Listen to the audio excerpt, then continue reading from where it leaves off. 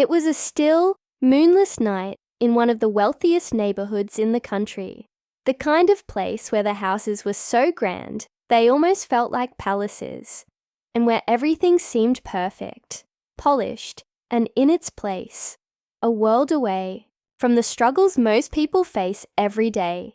In the distance, only the sound of a few leaves rustling in the wind could be heard. The perfect scene for a peaceful night, or so it seemed. But then, in the dead of night, something shattered the silence.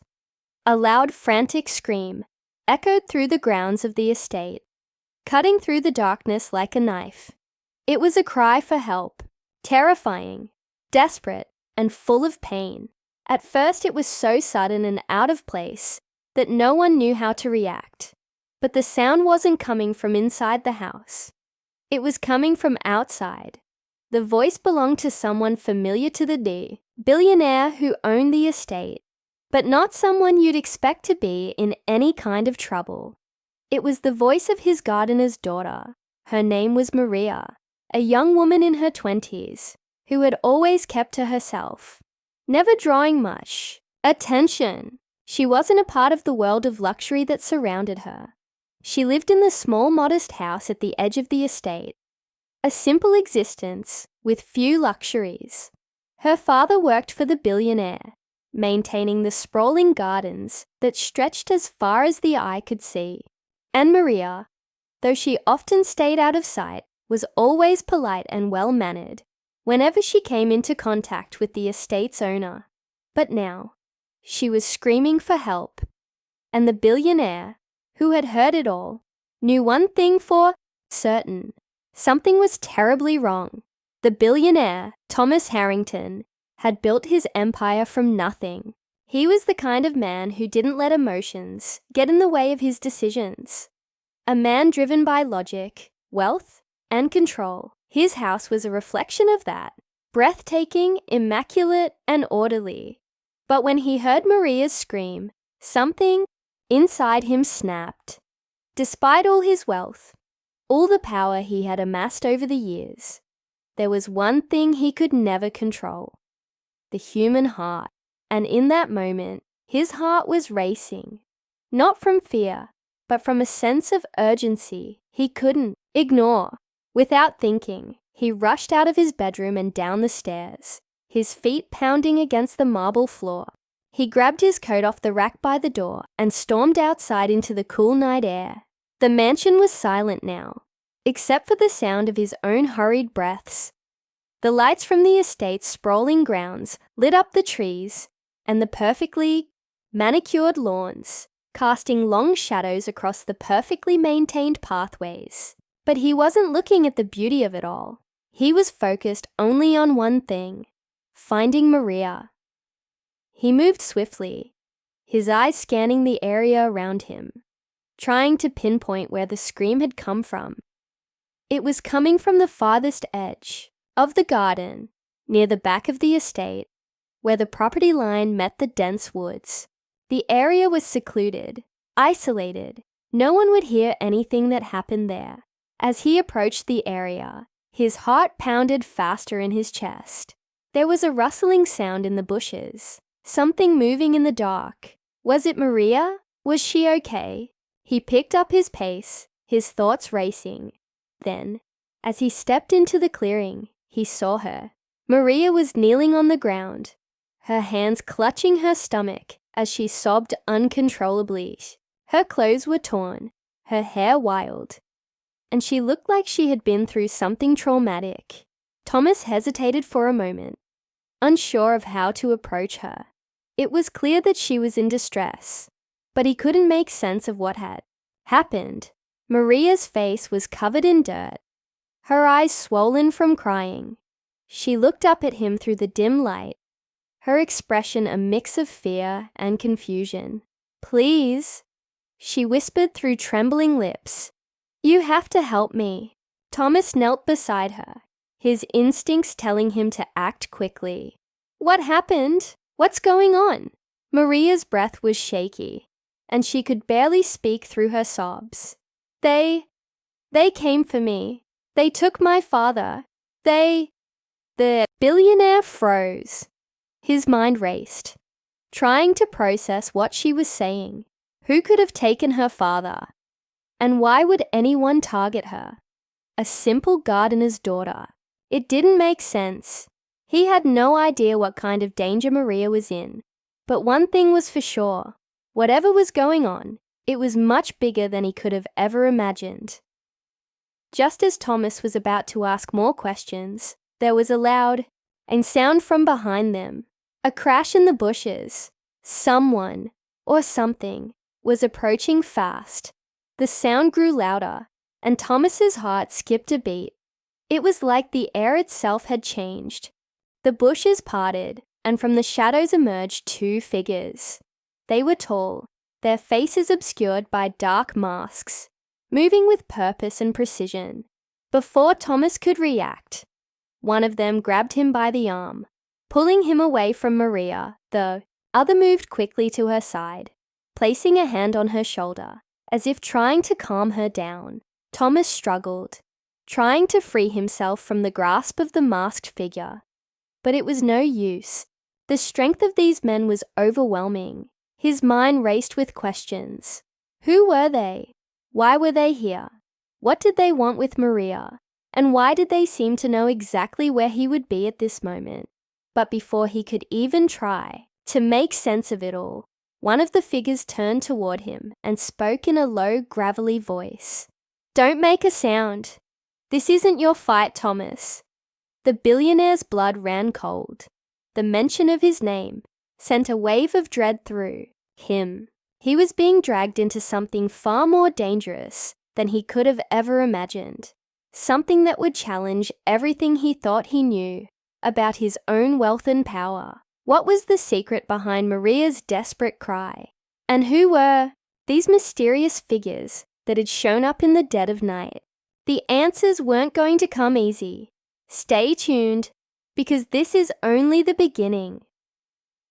Thomas struggled against the grip of the masked man, his mind spinning as he tried to make sense of the situation. The figure's cold, unflinching demeanor left him feeling powerless. For the first time in years, Thomas realized that his wealth, his influence, and all the control he'd worked so hard to amass meant nothing here. This was a different kind of power, one he couldn't buy or manipulate. Maria, still trembling, didn't seem to be fighting back. Instead, she looked up at him with haunted eyes, as if pleading for him to understand. But what was there to understand? She had just said her father was taken, and now these strangers were holding them both captive. What kind of threat were they dealing with? And why Maria, the one who had spoken to Thomas, tall, imposing, was standing with his back to the clearing, keeping an eye on the surroundings? His companion, smaller but equally dangerous looking, had a hand on Maria's shoulder. He was speaking to her in a low, comforting tone, but it didn't make her relax. It made her tense. Whatever they were saying, it was something Maria wasn't ready to share. Thomas took a deep breath, trying to calm himself. "I don't know what this is about, but you need to let her go," he said, his voice as firm as he could manage. "I'm the one you want. Whatever it is, take me. Leave her out of this." The taller figure finally turned around. His eyes, hidden behind a mask, seemed to lock onto Thomas with an almost calculating precision. "You're not the one in charge here, Harrington. You don't get to make the rules." Thomas's blood ran cold. He had heard that name before. Harrington, the billionaire's own family, had been the subject of whispered rumors. His father's legacy had always been a shadow he couldn't quite escape. Rumors about shady dealings, corrupt business practices, and debts that had been swept under the rug. Thomas had spent years burying that part of his family history, distancing himself from anything that might bring it to light. But now, standing here in the dark, he felt as if those ghosts from his past had found him. Could these masked figures be connected to those debts? Was it his own past catching up with him? What Do you want? Thomas demanded again, more forcefully this time, trying to regain some sense of control. We want your help, Mr. Harrington. The voice came again, but this time there was a slight chill to it. But not in the way you think. The other, masked man, moved toward Thomas, his hand brushing against his side, as if signaling him to stay still. The tension in the air thickened. You've spent years building your empire on secrets. Now those secrets are coming to collect. Before Thomas could respond, Maria spoke in a voice barely above a whisper. They've been watching us. For years. The words hung in the air, and Thomas's mind raced. Watching them? For years? What did that even mean? Maria, seemingly unable to hold it in any longer, turned to face Thomas. My father. He's not just a gardener. He never was. Her voice cracked, but she pressed on. He worked for them, for your family, and now they want something back. Thomas's stomach dropped. He had no idea where this conversation was headed, but he couldn't shake the feeling that something far more sinister was at play. For years, his father's legacy had been shrouded in secrecy, whispers of a deal made long before Thomas had even entered the picture. But he had always believed those rumors were just that, rumors. Now, as Maria spoke, the past was surfacing in ways he couldn't have anticipated. Your father was a part of something, Maria continued, her voice barely audible. And now they've taken him. They're after what he knows, what they think he knows. Thomas's thoughts raced back to the files, the ones locked away in his office, the ones he had never dared to open. Those papers were from his father's old partners, cryptic documents filled with names and figures, tied to the dark corners of his family's business dealings. Had his father been part of something far bigger than just a gardener? Had he been keeping secrets from Thomas all these years? Who are you? Thomas demanded, his voice breaking through the haze of confusion. We're the ones who know what you don't want to face, the first man answered. Your father's debts, your family's debts, are more than just financial.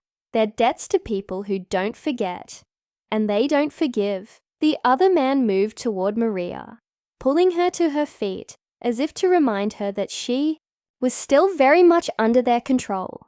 But Maria stood tall, her hands shaking, but her eyes full of determination. Whatever was happening, she had already decided she wasn't going down without a fight.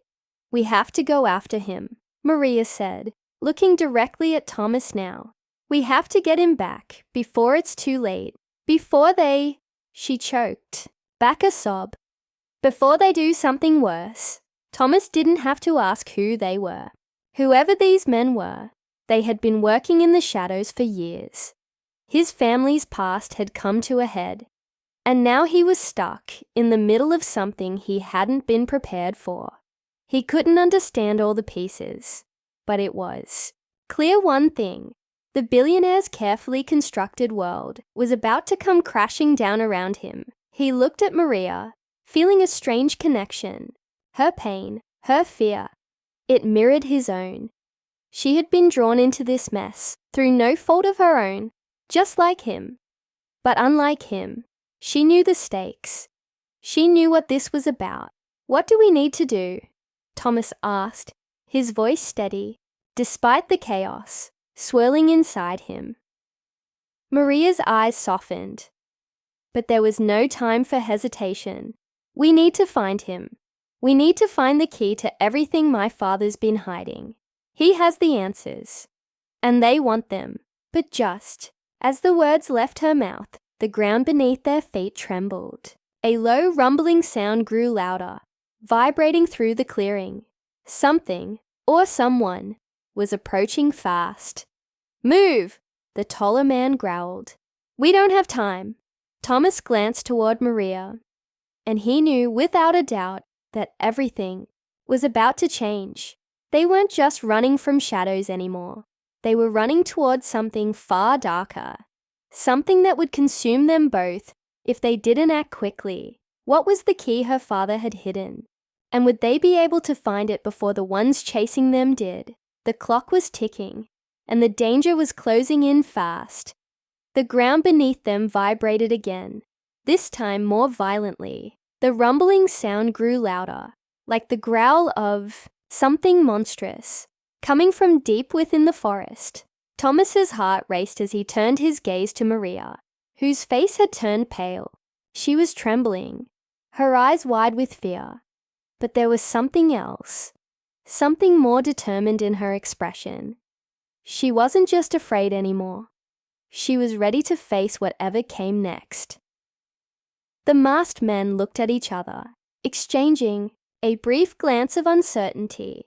The taller man motioned for Maria to stay close to him, and the other one, still gripping Thomas's arm, tugged him forward. "We're running out of time," the tall man hissed, his voice sharp, full of urgency. Maria nodded, her hands clutching her sides as if trying to hold herself together. "We have to go," she whispered, her voice barely audible over the growing noise. "The place, it's where it all started. We have to get to the old warehouse by the docks. My father kept everything there. The papers, the deal, everything." Thomas felt a sudden jolt of realization. The warehouse. It had been a place his family had kept under wraps for decades. An old, forgotten part of the estate, tucked away in a far corner of the city, hidden in plain sight. He had heard his father mention it once, years ago, but had never given it much thought, until now. As they hurried through the dark garden, the sounds of the approaching force grew louder. But just as they reached the edge of the property, an unmistakable noise rang out, a screech of metal against stone, followed by a blast of light.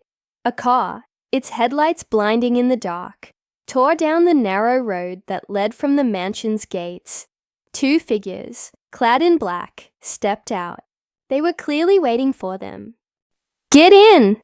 the taller man barked. Without hesitation, Maria and Thomas were shoved into the back of the vehicle. The doors slammed shut, and the engine roared to life.